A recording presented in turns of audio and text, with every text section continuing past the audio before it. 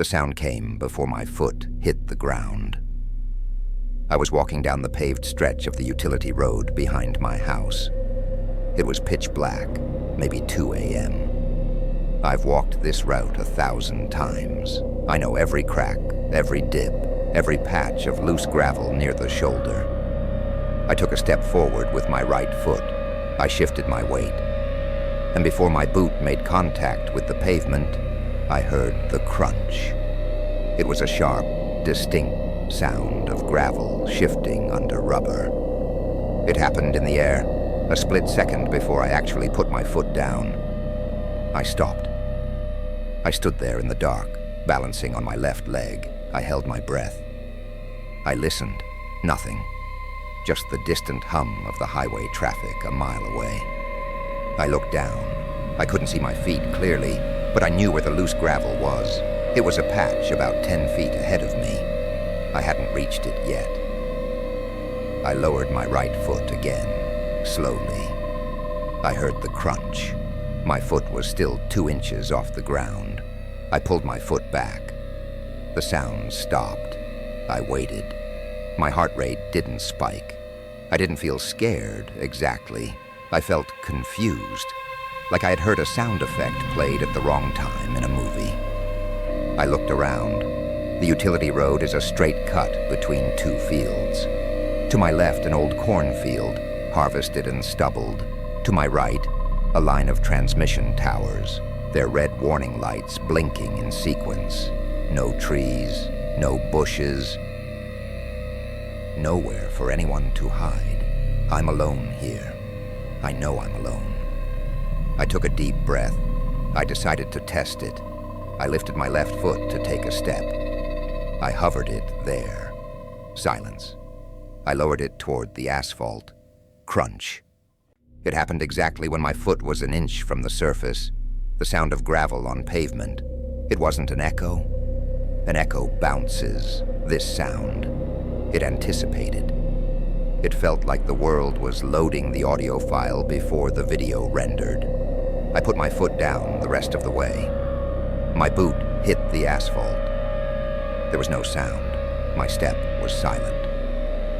I stood still. The air was cold. A faint wind moved through the cornstalks, making a dry, rustling noise. I looked at the patch of gravel ahead of me. I knew if I walked normally, I would step on it in 3 paces. I took a step. Crunch. I was still on the solid asphalt. I hadn't reached the gravel. I took another step. Crunch. The sound was coming from directly under me, but I wasn't stepping on anything loose. I was walking on the smooth part of the road. I stopped. The silence rushed back in. The highway hummed. The red lights on the towers blinked. I looked at my shoes. They were just standard work boots. Nothing wrong with the soles. I felt a strange urge to keep walking. I didn't want to turn around. Turning around felt like admitting something was wrong. And right now, it was just a sound. A glitch. I took another step. Crunch. This time, the sound was louder. I took another. Crunch. I was walking in rhythm now. 1 step, 2 steps, 3 steps. With every step, I heard the crunch of loose gravel. But with every step, my feet touched solid, silent pavement. I kept walking. I didn't stop. I wanted to see if it would change.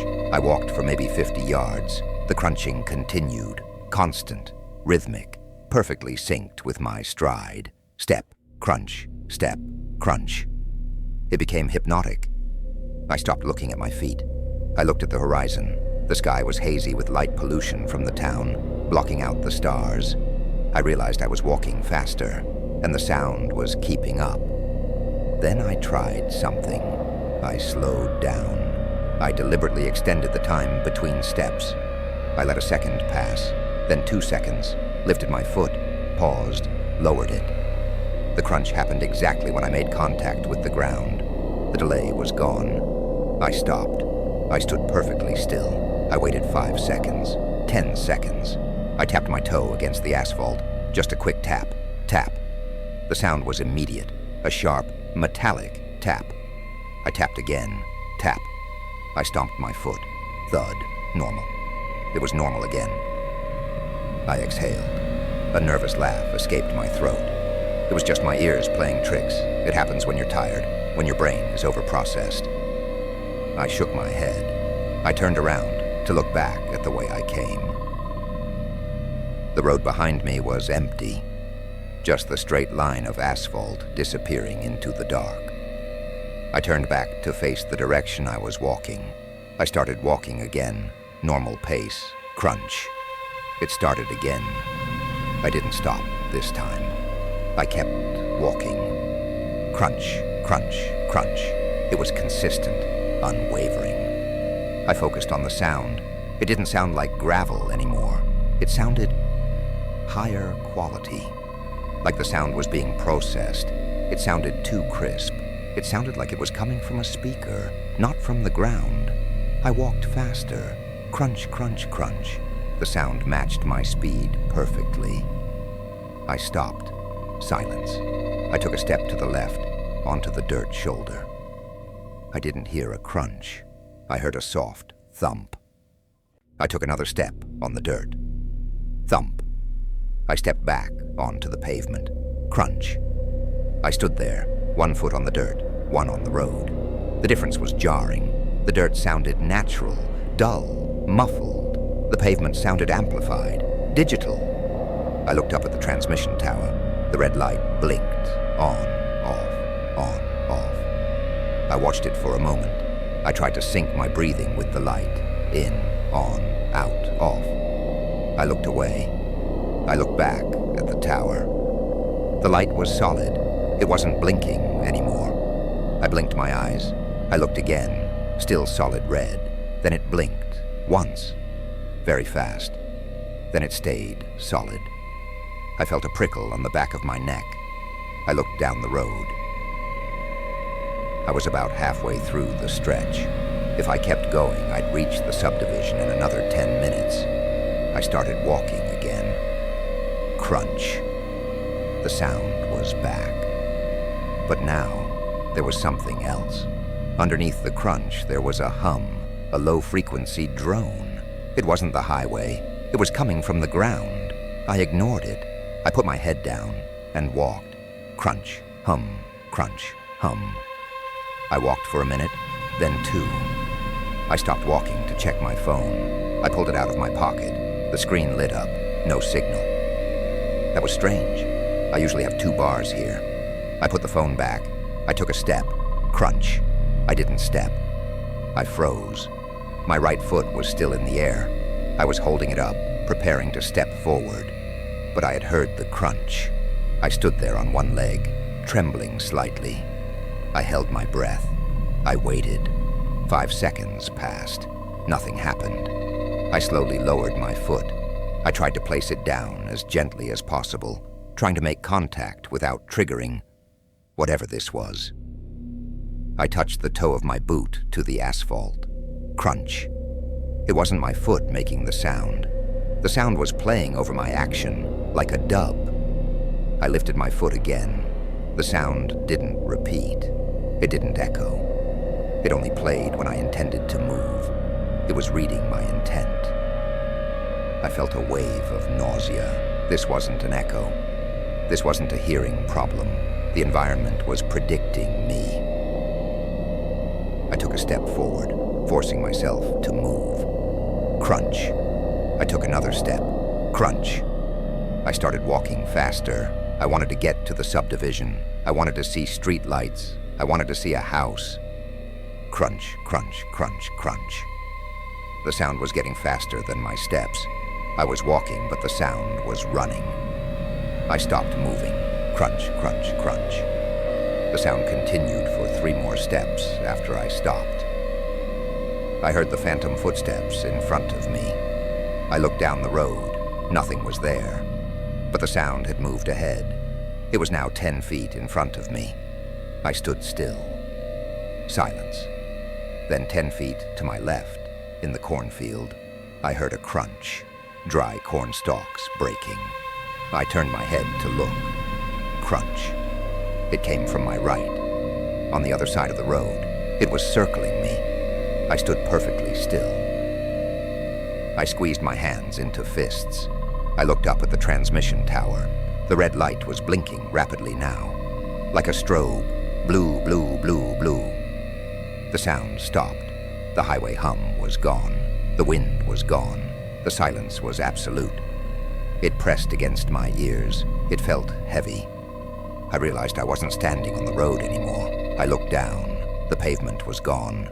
I was standing on blackness, not dark ground, just nothing. But I could feel the soles of my boots. I had traction. I looked up. The horizon was gone. The fields were gone.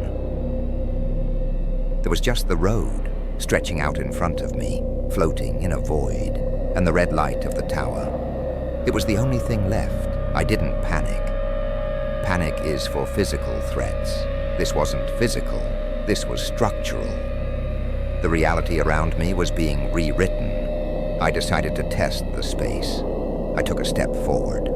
The road appeared under my foot as I moved. It rendered itself as I needed it. I took another step. The road appeared. The crunch sound came back. But now it sounded like static, white noise, kurr, kurr, kurr, kurr, kurr. I kept walking. I didn't stop. If I stopped, I was afraid the road would disappear behind me, trapping me in this void. I walked toward the blinking red light. It seemed like the only anchor point left. As I walked, the sound changed. The static faded. It became a voice. I couldn't understand the words. It was just a murmur, a low, conversational murmur, like a crowd of people talking in the next room. I listened closer as I walked. He's moving. Keep rendering. Don't let him see. I shook my head. I was hallucinating. Sleep deprivation. Stress. Almost there. Buffer the distance. I stopped. The murmur stopped instantly. Who is that? I said out loud. My voice didn't echo. It fell flat and died. I looked at the road ahead. It looked shorter. The perspective was wrong. The vanishing point was too close. It looked like I was looking down a telescope. I took a step toward it. The road stretched out. The end moved further away. I stopped. The road shrank again. I was walking on a treadmill, a generated treadmill. The place wasn't just aware of me, it was managing me. It was trying to keep me occupied. It was trying to keep me walking. Why? I looked at the side of the road, where the cornfield used to be. There was a wall there now, a black, matte wall. No texture, just a line dividing the road from nothing. I looked at the other side. Same wall. I was in a corridor. I turned around. The road behind me ended in a wall, a solid black wall. I was trapped in a box that was generating itself around my feet. I looked at the red light on the tower. It was closer now. I walked toward it. I didn't hear the crunching anymore. I didn't hear the murmuring, just my own breathing. I walked for what felt like a long time. But I didn't get tired. My legs didn't burn. The air didn't get colder or warmer. I was just processing. Finally, I reached the base of the tower. Up close, it wasn't a metal tower. It was a pillar of the same black matte material as the walls. The red light was set into the pillar. It wasn't a bulb. It was a slit.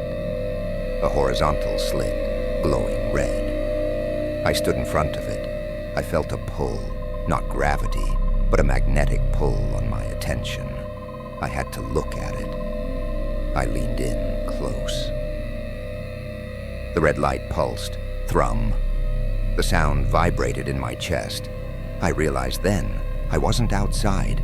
I hadn't been outside for a long time. The memory of the cornfield, the highway, the cold air.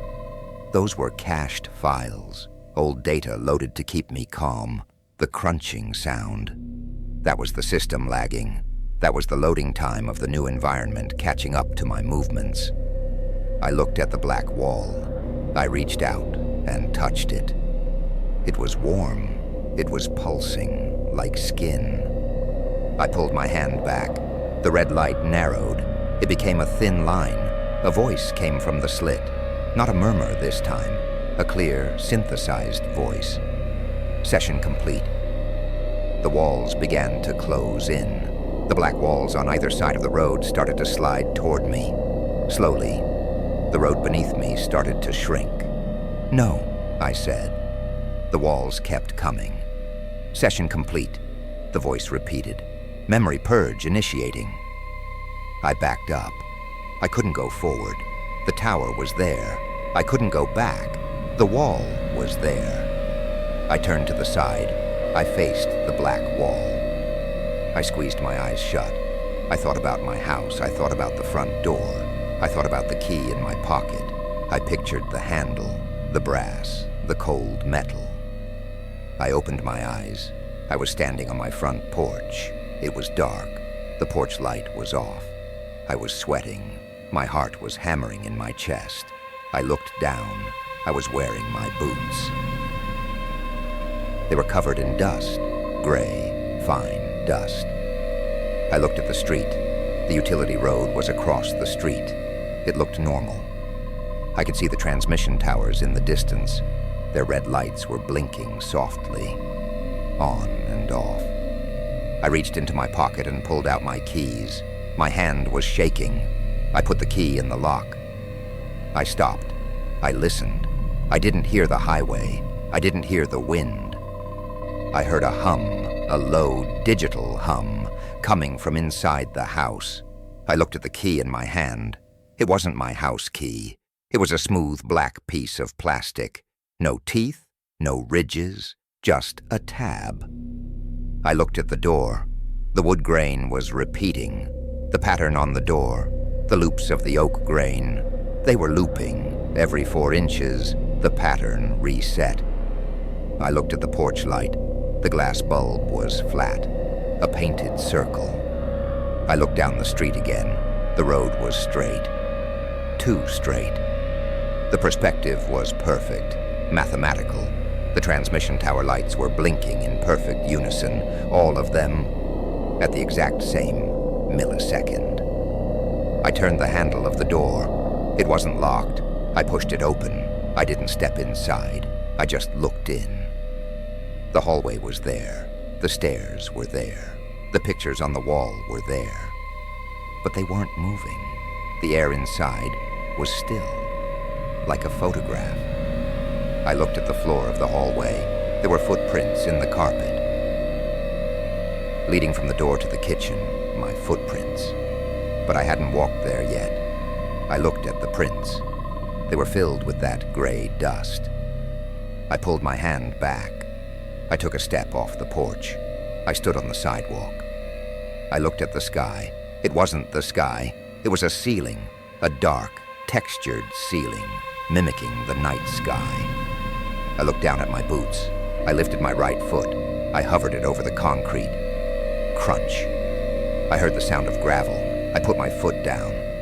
Silence. I'm still in the box. I never left. I looked at the horizon. The black walls were waiting at the edge of the subdivision, just out of sight. I sat down on the curb. I put my head in my hands. I can hear the hum starting again, the low-frequency drone of the processor spinning up. It's going to delete this neighborhood soon. It's done with the render. I just have to wait for the crunch.